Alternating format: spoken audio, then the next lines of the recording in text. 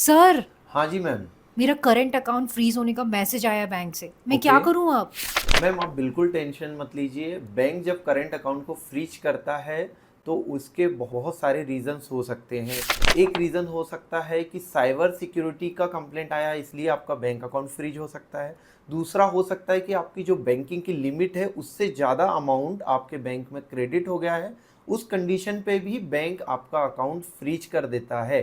तीसरी कंडीशन, बहुत दिनों से यदि आपकी बैंकिंग में कोई ट्रांजेक्शन्स नहीं हुए हैं, केवाईसी नहीं हुए और अचानक आपने पैसे जमा कर दिए हैं, तो बैंक अकाउंट फ्रीज हो सकता है। या डिपार्टमेंटल जैसे इनकम टैक्स, जीएसटी और रेवेन्यू डिपार्टमेंट की तरफ से कोई फ्रीज आता है, तो उस कंडीशन में ही बैंक आपके अकाउंट को फ्रीज कर सकता है। तो आपको घबराने की जरूरत नहीं, मैं आपको डिटेल में एक्सप्लेन करता हूँ कि आपके बैंक अकाउंट को आपको अनफ्रीज कैसे कराना है। यदि आपका साइबर का कंप्लेंट लगा हुआ है तो सबसे पहले बैंक से आपको साइबर कंप्लेंट की आईडी लेनी है। किस पुलिस थाने या किस साइबर पुलिस स्टेशन में आपका कंप्लेंट है, उस साइबर स्टेशन पे आपको कनेक्ट करना है। आपका बैंक स्टेटमेंट, आपका इनवॉइस, यदि आप पार्टिकुलर ट्रांजैक्शन से रिलेटेड है तो आपको उस साइबर पुलिस थाने में एक एप्लीकेशन के साथ देना है। इस कंडीशन में साइबर वाला बैंक को मेल करेगा, तब आपका बैंक अनफ्रीज हो सकता है। दूसरी कंडीशंस, यदि लिमिट से ज़्यादा आपने अमाउंट बैंक में जमा कर दिया है, डिपॉजिट कर दिया है, तो बैंक को आपको इनकम टैक्स का रिटर्न फाइल करके रिटर्न की डिटेल्स देनी है।